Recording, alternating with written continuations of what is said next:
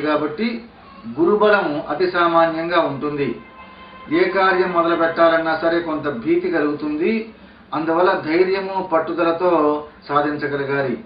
దైవానుగ్రహం కోసం నమ్ముకున్నటువంటి ఇలవేల్పులను నిత్యము ప్రార్థన చేయటం, అట్లాగే ఆదాయం విషయంలో, కుటుంబ సౌఖ్యం విషయంలో కూడా జాగ్రత్త వహిస్తూ జీవితాన్ని గడుపుకోవాలి. రైతులకు మొదటి పంట యందు దిగుబడి బాగా వస్తుంది, రుణాలు పొందుతారు.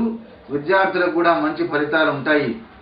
ఈ కన్యా రాశి వాళ్ళు హయగ్రీవ స్తోత్రాన్ని కనుక నిత్యము పారాయణ చేసుకున్నట్టయితే చాలా చక్కగా కాలగమనం నడుస్తూ ఉంటుంది.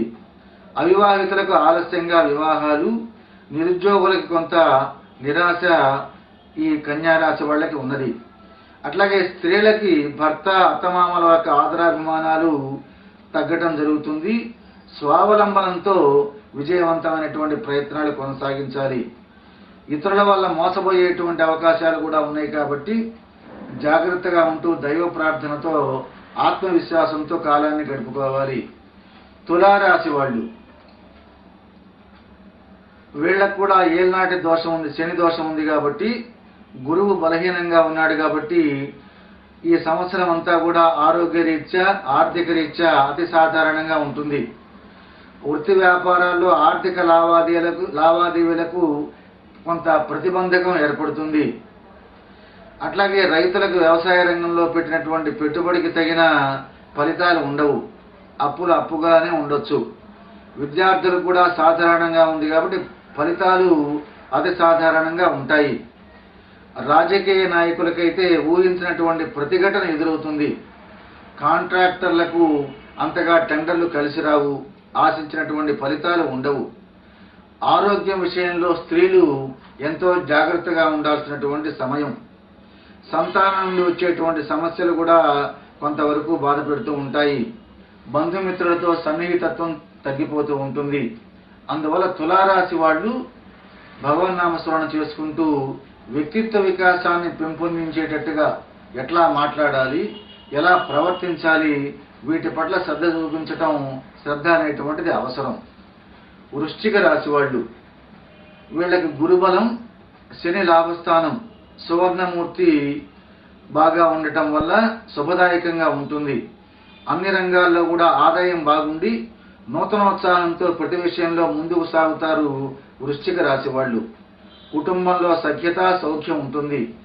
సంతానానికి మంచి విద్య, అట్లాగే ప్రగతి, గౌరవ ప్రతిష్టలు కూడా పెరుగుతాయి. రాజకీయంలో ఉండేటువంటి వాళ్ళకి ఉన్నత స్థితి కలుగుతుంది. వృత్తి వ్యాపార రంగంలో ఈ వృశ్చిక రాశి వాళ్ళు ముందంజ వేస్తారు.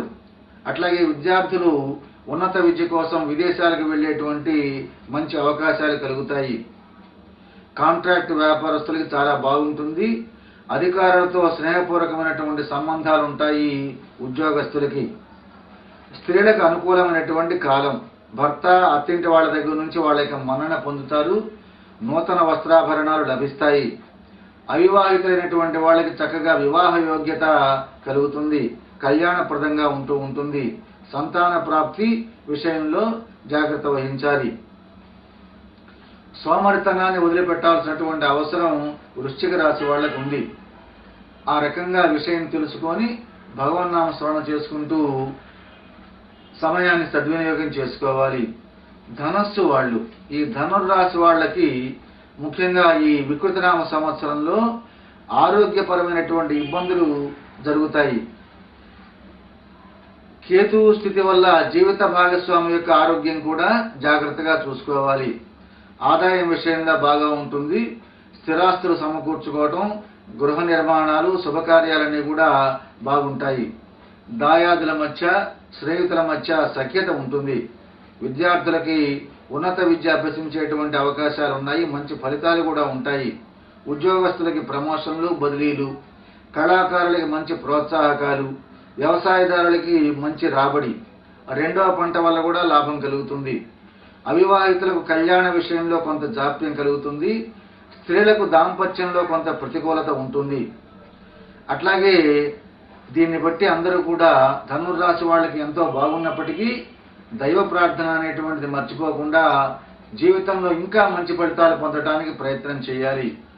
మకర రాశి వాళ్ళు. మకర రాశి వాళ్ళకి ఈ సంవత్సరం చాలా సామాన్యంగా ఉంటుంది. ఆదాయానికి తగ్గట్టు ఖర్చులు ఉంటాయి.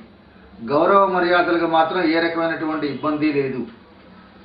అట్లాగే తీర్థయాత్రలు చేయటం, రాజకీయ నాయకులకు పదవీ భంగం కలుగుతుంది.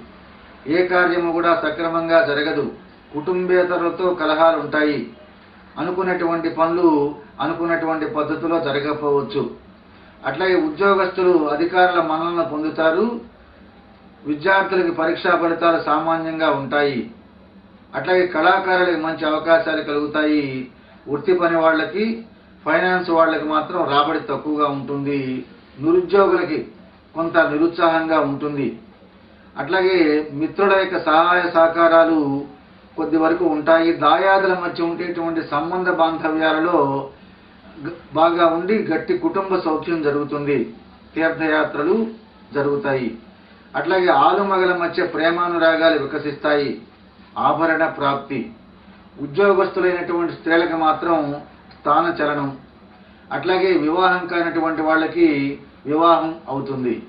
మకర రాశి వాళ్ళు భగవన్నామ స్మరణ చేస్తూ భగవద్గీత శ్రవణం చేయటం, భగవద్గీత పఠనం చేయటం అనేటువంటిది ఎంతో ఆత్మధైర్యాన్ని, శక్తిని కలిగిస్తుంది.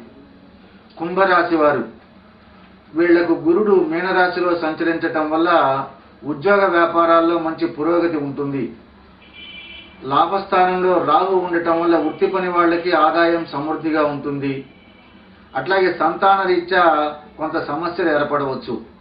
వ్యాపార వ్యవహారాల్లో అధికారుల వల్ల కొన్ని సమస్యలు ఉంటాయి. ఉద్యోగాల్లో రాణింపు, గుర్తింపు ఉంటుంది. పదోన్నతి జాప్యమైనప్పటికీ కూడా తప్పకుండా లభిస్తుంది. నూతనంగా చేసేటువంటి వ్యాపారాలకు మాత్రం అంతా కాలం కాదు. రాజకీయ నాయకులకు గౌరవ మర్యాదలు పెరుగుతాయి. మంచి పదవులు లభిస్తాయి. విద్యార్థులకు మాత్రం శ్రమ చేయటం ద్వారా ర్యాంకులు కలుగుతాయి. అట్లాగే సినిమా మరియు టీవీ కళాకారులకు కూడా మంచి ప్రోత్సాహకాలు ఉంటాయి. ముఖ్యంగా కుంభరాశి స్త్రీలకు భర్త నుండి ప్రేమానురాగాలు ఉంటాయి. మాటల విషయంలో జాగ్రత్తగా లేకపోయినట్టయితే కొన్ని కలహాలు వచ్చేటువంటి పరిస్థితి. సంతానం యొక్క పరిస్థితి కొంత ఆందోళన కలిగిస్తూ ఉంటుంది. అందువల్ల లక్ష్మీ అష్టోత్తరం చదువుకోవటం, ఆంజనేయ స్వామి యొక్క దండకం, ఇవన్నీ కూడా శుభప్రదమైనటువంటి ఫలితాలు ఇస్తాయి.